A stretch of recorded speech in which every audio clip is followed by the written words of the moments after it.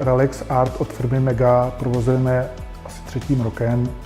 Za loňský rok jsme přečistili přibližně 100 tun glykolových odpadů.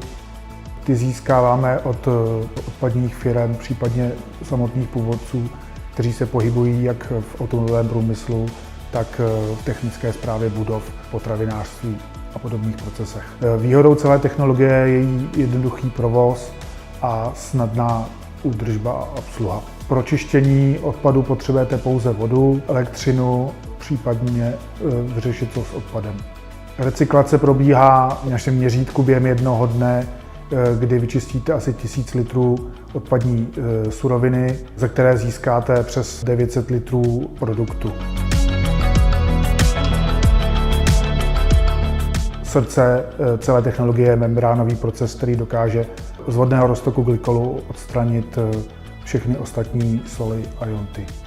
Výsledný produkt lze potom použít pro výrobu nové nemrznoucí směsi ve stejné kvalitě, jako by byl produkt z panenského glykolu, což zakládají i výsledky z příslušných norem ASTM.